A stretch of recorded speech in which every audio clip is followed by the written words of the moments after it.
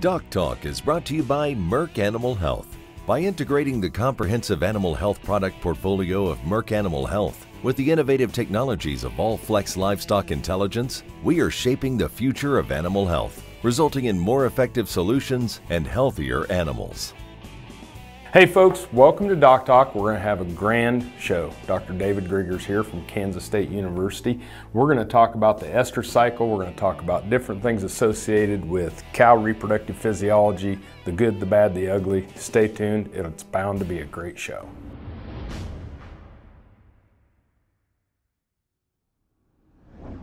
At Merck Animal Health, we wake up each day seeking new innovations to keep your herd healthy.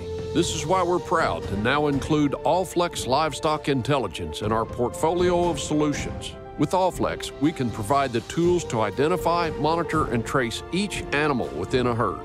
Its state-of-the-art offerings deliver real-time insights to help you optimize productivity.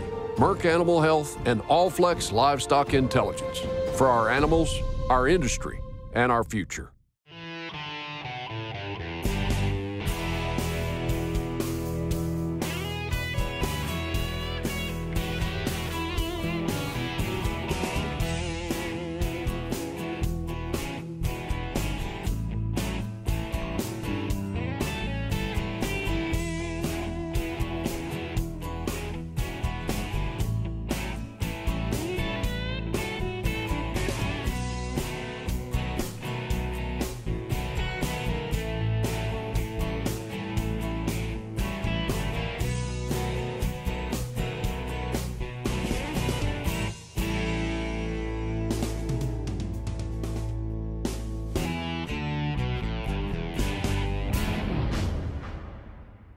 Hey folks, welcome to DocTalk, and look who we got here, Dr. David Grieger.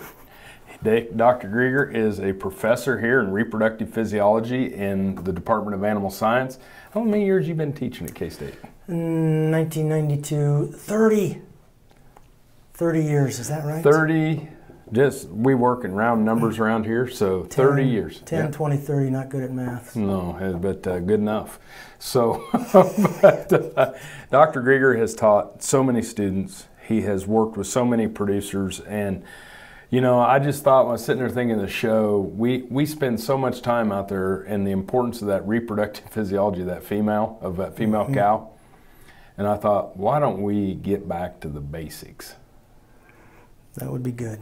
So, talk to me a little bit about the importance of understanding that reproductive cycle and things in our beef cows. Sure, and so, yeah, sometimes we talk about the same things over many years, and it seems like in my head it's sort of ad nauseum, but new people come into the industry, and sometimes there's not, some of the information breaks down, but we know from just studies, economic studies on ranches, that reproductive efficiency is important. I mean, if you don't produce new progeny, new offspring at a relatively economic rate, you know, you just aren't gonna make it. So we know that's really important, and knowing just the physiology of the cow, the basic fundamentals, is helpful to help you implement reproductive strategies, manage your cow herd, and it will save you money. And so that reproductive efficiency does matter in the end, and kind of knowing some basic biology of the cow and how to implement things, yeah, is important. I mean, you can pencil that out. It's important. Absolutely. And you know, sometimes, you know, we're not always into the basic science, but there's some pretty, by understanding what that cow's going through in that reproductive cycle, you can understand more about her behavior and how we can manipulate things to make even better progeny and better efficiencies within our herds. Yep. Yeah, that's exactly right. Even if you know, artificial insemination would be a technology that's very common and used for many folks, and so part of that is manipulating the estrous cycle. But even just putting bulls out, knowing the status of your cows, meaning are they cycling or not cycling, is important. So the bull can't do any better the work than an AI technician if cows aren't cycling, right? And so part of that, which I know you've talked to your show too is condition, put a little money into feeding your cows, and if they're cycling, then we can do some things to kind of maximize that efficiency. Yeah. So when you know, when we come back in the next segment, we're gonna go through the estrous cycle of the cow and talk about some of the hormones. But when you set up students and you're starting to think about how you're going to explain this and think about the way to teach it, what are some of the most important things to think about? Yeah, it can get complicated quickly, but it doesn't need to be. And so when I think about teaching that, I think about 2 key hormones, and we will describe what those are and why you need to know about them. Perfect. We're going to take a break here with Dr. David Grieger. We're here at Kansas State University, and we'll be right back.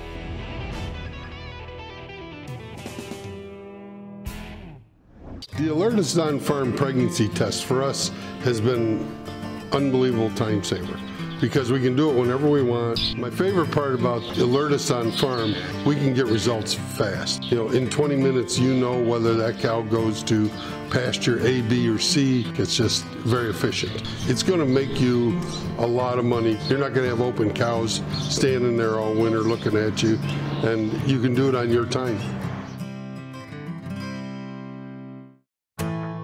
At Daniels Manufacturing, we know that you're not always going to be able to work cattle in a permanent facility. That's why we have designed portable equipment built with the same quality and innovation as our stationary equipment. Our portable equipment can be set up with stationary corrals, or just pull the pins and move to a new location. And setting up our portable double alleyways and our all-hydraulic portable chute is quick and easy. Keep yourself and your cattle safer with less stress working in the field with our portable equipment. For more information or to find your perfect portable solution, contact Daniels Manufacturing Company today. Nasalgen 3 is a new 3-way intranasal BRD vaccine that offers young calves unrivaled protection against devastating respiratory diseases, including IBR, BRSV, and PI3. And it has a unique blue shadow, so there's no second guessing which animals have been vaccinated. To up your protection, choose new Nasalgen 3 PMH, the first and only 5-way intranasal vaccine on the market.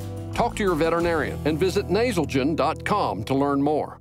ValleyVet.com is your one-stop shop for your every animal need, from prescription meds, vaccines, equipment, and more for the ranch to the show ring. Shop ValleyVet.com for fast shipping and great prices. Valley Vet Supply. Hey folks, welcome back to DocTalk. We have Dr. David Grieger here. I'm Dr. Dan Thompson. Dr. Grieger is a professor in animal science, and he is a specialist in reproductive physiology. Pretty much all things cow reproduction is and bulls, but a little bit of bulls, and yeah. a little bit of bulls. But so many students that go through this program are indebted to you and your teaching, and this is going to be awesome. We're going to go through the cow's estrous cycle. You bet. So, and I mean, we know how this works. We have for years, but still, I would start this in my basic college class of asking, what's the length of the cow estrous cycle? And so that's 21 days. And so that's different if I ask, what's the length of a cow's estrus? And so here's where terminology gets in the way a little bit, but the estrus cycle is from one heat period, the start of one heat period to the start of the next heat period. That's 21 days on average. Mm-hmm. Estrus is the time that she's receptive to mating. So that's usually measured in hours, right? So that's the first thing, because kids they'll confuse that all the time. So 21 days from the first heat, from the heat to her next heat, right? And during that estrus period, that few hours is important to getting her bred. Yep. So when I teach that, there's really 2 steroid hormones. And steroid sounds like a fancy word, but that's just, they've been around and we know how these work. And so estradiol is one of those, and it comes from large follicles on the ovary of the cow. That's the main source. So that follicle that's going to release the egg is also kicking out a lot of estradiol. Okay. That's the hormone that causes her to kick out mucus from her cervix. You might see that. Always nice if you're AIing and clear, thin mucus drops on your boot. That's a good day because she's in estrus. And that's also what's going to cause her to stand for a bull if there was natural mating. And then critically, after that estradiol gets at a certain peak in her blood and feeds back on her brain, it will set into the events that cause ovulation. So estradiol that's why we can do AI, because we know she's in heat due to her behavior, and that's due to estradiol from that large follicle on her ovary. Okay. So that, once that heat abates, that large follicle that's released the egg, that descends back down, and all those cells turn into completely different function. Then they start making progesterone. And progesterone is really important in all of our synchronization protocols, because progesterone, in class we'd say that's negative, or it's negative feedback. It keeps her out of heat. So if you have to think of estradiol being the one that causes her to show heat, progesterone, which is the majority of her entire estrous cycle, keeps her out of heat. Okay. And so that progesterone actually comes from something we call a corpus luteum on her ovary. It will be on her ovary for almost 10, 12, 13 days of her estrous cycle. Okay, so that's the majority of it, and all that time, that progesterone keeps her out of heat. Gotcha. So a cow might be in estrus for an average of 12 hours, right? And so we've heard of this AM/PM rule. And so one other key fact is that when she first stands, she's in estrus. When she first stands, she gets this hormone released from her brain, and now her clock is ticking for her to ovulate the next day. Okay? So this AM/PM rule means she's in heat this morning. We would inseminate her tonight, and she'll ovulate the next morning. That's why that works. The semen goes in before she ovulates, but that's the right timing for fertility in cattle. Perfect. We're going to take a break. When we come back, more with Dr. David Grieger on the bovine estrus cycle.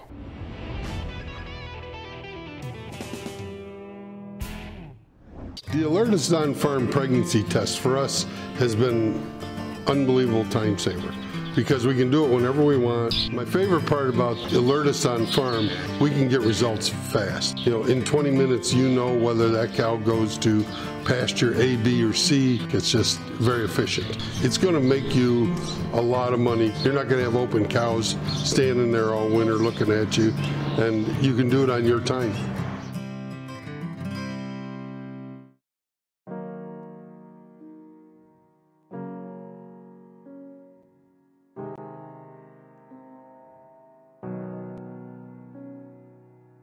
Relationships are the foundation of agriculture. Proud of the relationships that we built within the department and the industry. These are the people that make our worlds go around on a day-to-day basis, and they're the foundation of everything that we do.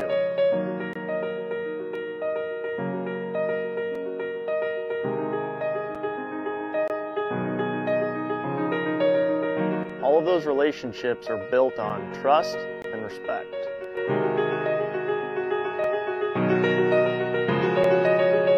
We involve our students in the relationship building process by allowing them the opportunity to meet with industry leaders and professionals.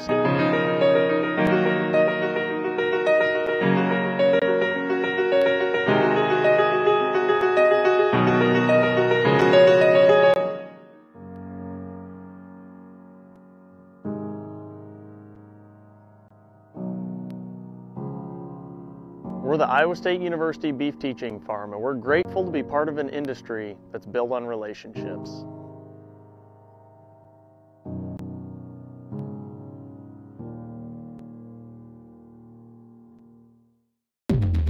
They're here, they're hungry, and they can't be stopped with ivermectin. Choose Safeguard when you deworm your cattle to take out resistant parasites like brown stomach worm, Cooperia, Nematodirus, and others.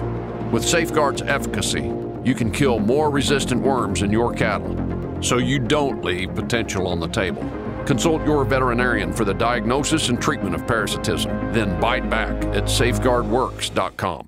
ValleyVet.com is your one-stop shop for your every animal need, from prescription meds, vaccines, equipment, and more for the ranch to the show ring. Shop ValleyVet.com for fast shipping and great prices. Valley Vet Supply. Hey folks, welcome back to DocTalk. Dr. Dan Thompson here with Dr. David Grieger. And Dr. Grieger is a professor of animal science, focuses on reproductive physiology and reproduction here at Kansas State University, and just a tremendous resource of information. And as we left, we were talking about the estrous cycle and how that works in that 21-day period. Now, once you know where progesterone is, and you can manipulate that cycle to get animals synced up, right? Exactly right. So if cows are just on a pasture and they come into estrus randomly, whatever they do, the bull's going to know that. They'll be receptive to mating. And so he's got 12 hours to do that, and very effective at doing that. For AI, we need to know the timing of her cycle more precisely, because for artificial insemination, we put in 1,000-fold less semen, right, for that, and so timing's important. So when I mentioned once she comes into estrus, her clock is ticking for her to ovulate the following day. We would inseminate her that evening, right, and so those spermatozoa take about another 12 hours to get to the site of fertilization. And so I tell students, once she ovulates, we want spermatozoa to be there in her oviduct at the time of ovulation, so gametes come together. It's like the oocyte sperm nightclub, right? Yep. That's what we want. So, yep, absolutely. Yeah. So all that works well to manipulate things. That progesterone that dominates for most of the cycle, if we take that away, she'll come into heat early. So Lutalice is the product we've had for years, where if you give that, it will go to the ovary, knock out the CL, it takes away progesterone, and that cow will be in heat in the next 2 to 4 days. So any time between day 5 of her cycle through to the end of her cycle, Lutalice will induce her to come into heat. So you can synchronize a lot of them that way. Yep. The classic rule for Lutalice alone, if she had a heat 5 days ago, she might respond, but if she had a heat yesterday or the day before, if she's had a heat where she's only 2, 3, or 4 of her cycle, this Lutalice will not work. She'll continue to have a regular cycle. But that controlling of the CL, that we can do that with a prostaglandin F2 alpha, and there's many products that do that. They work all the same. We take away the Lutalice, and you have a group of cows come into heat at the same time. Yep, and we've been seeing some people do that for AI and for natural coverage as well. Yes. The natural cover, I think, is a good idea if you don't use AI, because if you had 100 cows, probably 60% of those might respond to a single shot of Lutalice, and that's good enough for the bull power you have in there, and spread things out a little bit that way. So that's a single shot of this prostaglandin F2 alpha does sync up a bulk of your cows. The bulls can cover those, and so you can get a lot of them bred within a 7-day period of time. But the other way is we can bring the negative feedback in, right? That's correct. So the CEDAR, which has been around a while, is the intravaginal device, and folks, if they've used those, it goes in, it has progesterone in it, and it diffuses out into the bloodstream of the cow, and that feeds back on her brain, and if she was going to come into heat, it holds her off. So that's kind of like if you show up to Bramlage early and you want to get into the game early, nobody gets in until the guy opens the door.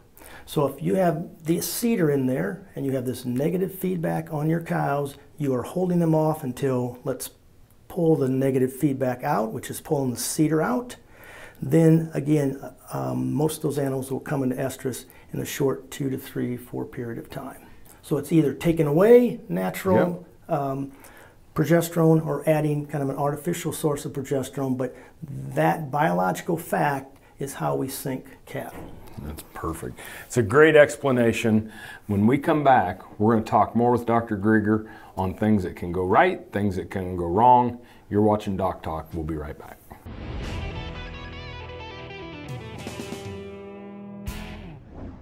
Dr. Nels here, folks. We're super excited about this book on hiring. Have you made a bad hire? Have you hired someone you wish you wouldn't have? Are you looking to hire?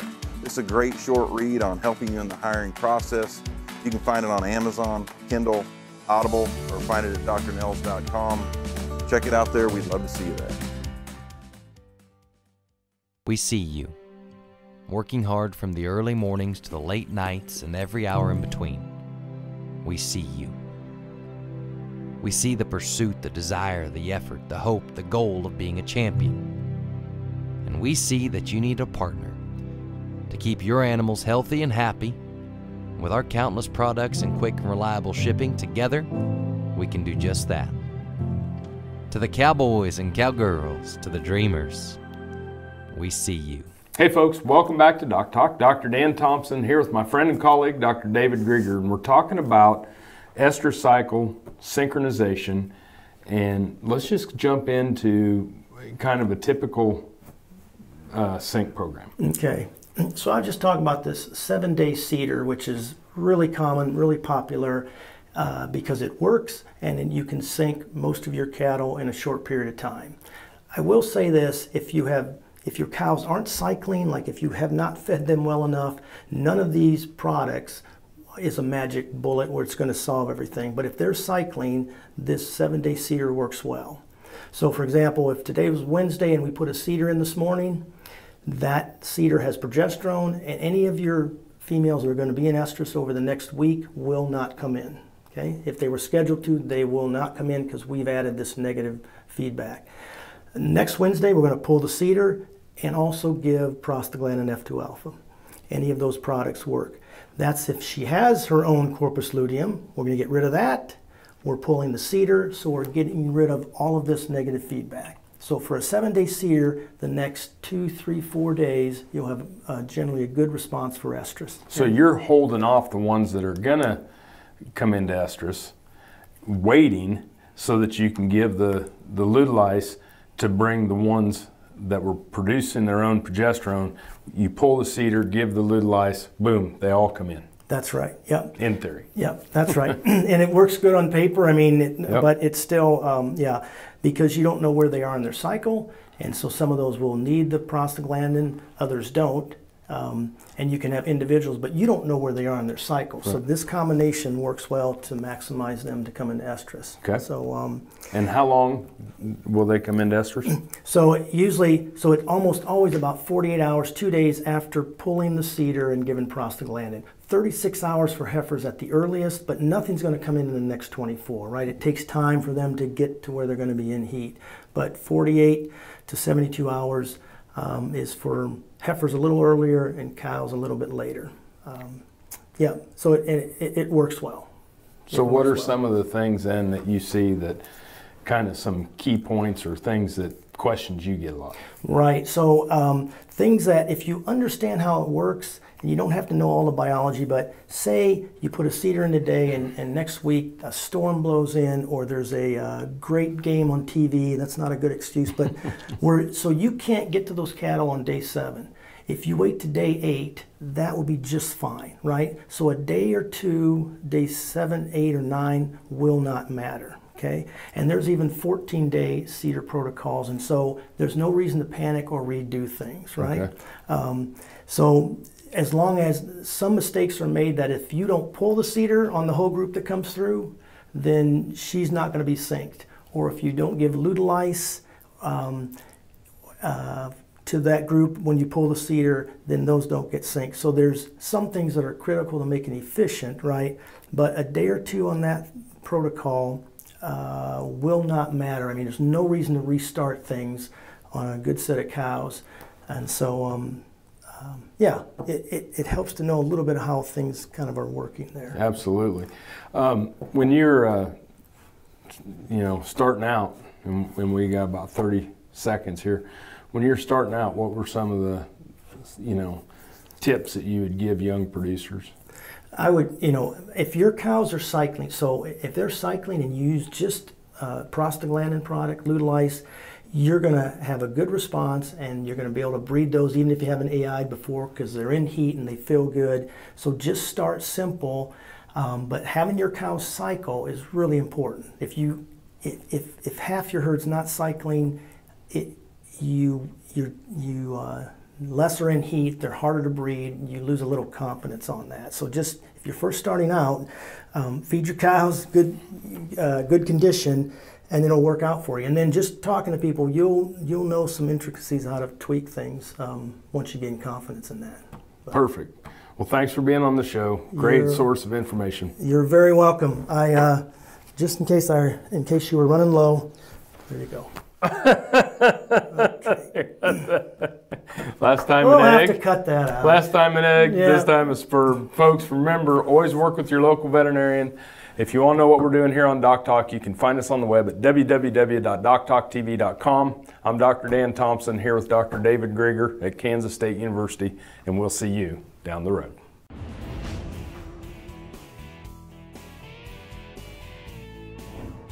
DocTalk is brought to you by Merck Animal Health. By integrating the comprehensive animal health product portfolio of Merck Animal Health with the innovative technologies of All-Flex Livestock Intelligence, we are shaping the future of animal health, resulting in more effective solutions and healthier animals.